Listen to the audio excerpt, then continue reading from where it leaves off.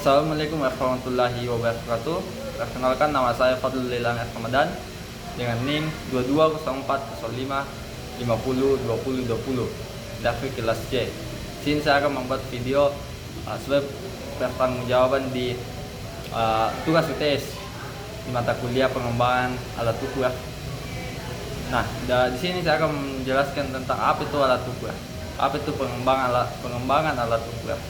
Nah, dalam pengembangan alat ukur saya akan jelaskan ada 5 poin, ada 5 aspek, yaitu yang pertama, apa perbedaan pengukuran, asesmen, dan evaluasi dalam pendidikan khusus. Nah, yang pertama, pengukuran. Pengukuran adalah proses pemberian angka atau skor terhadap suatu aspek atau suatu karakteristik atau atribut dan karakteristik berdasarkan aturan yang sudah dibuat. Selanjutnya itu asesmen. Apa itu asesmen? Asesmen itu mencakup lebih luas lagi, yaitu asesmen adalah proses pengumpulan informasi tentang anak secara holistik. Nah, dalam pengumpulan informasi ini agar kita dapat memahami apa kebutuhan, apa kekuatan dan apa kelemahannya yang ada pada anak. Nah, kita bisa mendapatkan informasi ini dari beberapa aspek atau dari beberapa cara seperti observasi langsung, wawancara kepada wartawan siswa, kemudian yang ketiga itu mengecek langsung apa kemampuan yang ada pada anak. Tujuannya apa? Tujuannya untuk memahami kenapa anak memiliki kelemahan atau kesulitan yang terjadi pada anak. Terus selanjutnya itu evaluasi. Apa itu evaluasi? Evaluasi adalah tahapan akhir yang kita buat untuk memberikan keputusan. Misalnya, anak ini perlu diberikan intervensi atau perlu membaca intensif dengan metode multisensory. Nah, jadi itu evaluasi. Nah, selanjutnya yang kedua itu apa itu pengembangan alat ukur dan seberapa berurgensi pengembangan alat ukur. Nah, saya menjelaskan apa itu pengembangan alat ukur. Alat ukur adalah proses yang sistematis untuk menciptakan instrumen yang valid dan reliable guna untuk mengukur kemampuan perilaku atau karakteristik khusus anak ABK. Nah, dalam alat ukur ada beberapa tahapan. Yang pertama itu analisis kebutuhan, perancang atau pembuatan kisi-kisi, itu penulisan butir pertanyaan, kemudian uji coba atau validitas dari instrumen yang kita buat. Nah, jadi pembuatan instrumen dalam alat ukur kita tidak asal buat, tapi ada beberapa tahapannya. Nah, selanjutnya kenapa ini penting? Urgensinya karena ABK itu memiliki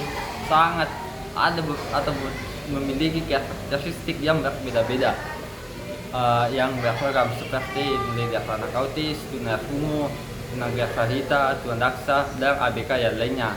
Nah, karena alat ukur yang secara umum itu belum tentu cocok untuk diberikan kepada ABK atau anak berkebutuhan khusus. Nah, kenapa seperti itu? Karena kita butuh instrumen yang adaptif untuk anak.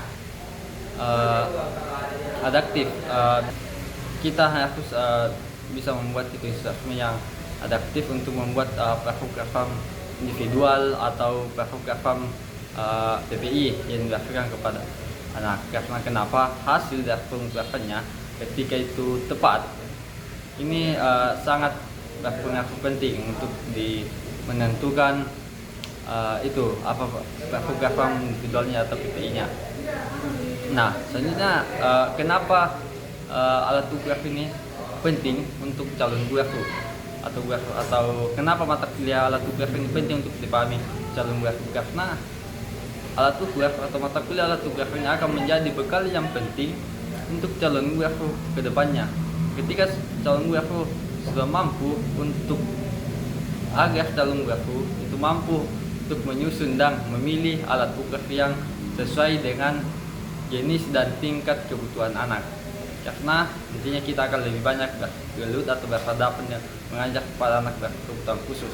Jadi mata kuliah ini sangat penting untuk dipahami oleh calon guru. Yang ketiga itu prinsip dalam alat ukur. Pertama prinsip validitas, yang kedua reliabilitas, dan yang ketiga objektivitas. Nah, yang pertama validitas.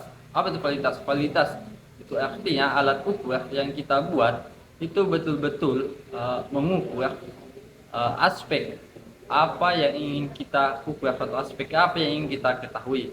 Contohnya misal pada anak autis, kita ingin mengukur tentang kemampuan sosial anak tersebut. Nah, kita ingin mengukur kemampuan sosialnya, kita jangan menggunakan soal matematika. Karena kita ingin menggunakan seperti itu tidak akan valid. Jadi kita harus membuat alat ukur yang betul-betul valid. Nah, yang kedua selanjutnya itu reliabilitas. Apa itu reliabilitas? Artinya alat ukur yang kita buat itu harus konsistensi. Jika kita melakukan pemberian intervensi atau pengukuran 2-3 kali atau lebih, hasilnya harus betul-betul sama atau hasilnya betul-betul konsisten dari awal pengukuran sampai akhir itu harus sama.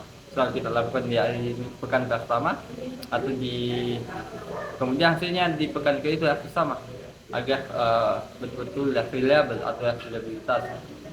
Nah, kemudian selanjutnya itu objektivitas. Objektivitas artinya dalam pengukuran atau pemberian penilaian tidak ada unsur subjektivitas yang dilakukan oleh guru. Jadi pemberian penilaiannya itu harus betul-betul objektif sesuai dengan kemampuan dan karakter anak. Tidak ada unsur-unsur eksternal yang bisa mempengaruhi dalam penilaian seorang guru. Nah, seperti itu. Selanjutnya yang keempat poin keempat itu contoh kasus. Nah, di sini saya akan memberikan contoh kasus dan analisis bukti dalam instrumen. Ketika misalnya kita akan membuat instrumen itu berarti misalnya kita membuat instrumen untuk mengukur aspek sosial pada anak autis. Nah, karakteristik yang ada dalam anak autis adalah kesulitan dalam interaksi sosial, interaksi sosial timbal balik antara guru dan siswa atau siswa dengan temannya. Kemudian itu gangguan komunikasi verbal dan non-verbal. Nah, dan terakhir itu minat dari siswa autis itu terbatas. Selanjutnya aspek yang akan diukur, yaitu sosial, inisiasi interaksi dari siswa tersebut itu dia memiliki kemauan sendiri untuk berinteraksi dengan teman-teman sekitarnya, bahkan di sekitarnya. Nah, contoh indikatornya itu saya sebutkan sederhana saja. Misal seperti anak mampu menatap lawan bicara saat diajak berbicara. Yang kedua itu anak bisa menunggu giliran saat bermain, atau anak ingin antri untuk mendapatkan mainan atau memulai dalam permainan. Selanjutnya itu anak merespon sapaan ketika dipanggil oleh gurunya atau oleh temannya. Nah, lalu bagaimana ketika ada kasus setelah uji coba ternyata ada poin yang tidak dipahami anak tersebut. Nah, biasanya hal ini terjadi karena bahasa yang digunakan dalam instrumen itu itu sangat sulit atau bahasa yang tidak dipahami oleh siswa tersebut, ya, atau formatnya itu tidak sesuai. Nah, ketika hal ini terjadi itu dampaknya fatal. Hasil tes itu akan tidak valid. Ketika terjadi, apa yang bisa kita lakukan? Itu kita harus dapat memikirkan solusi. Itu seperti merevisi bahasa. Itu kita memakai kalimat yang pendek dan konkret. Setelah itu kita bisa melakukan uji coba ulang. Jadi mungkin sekian penjelasan dari saya. Terima kasih. Assalamualaikum warahmatullahi wabarakatuh.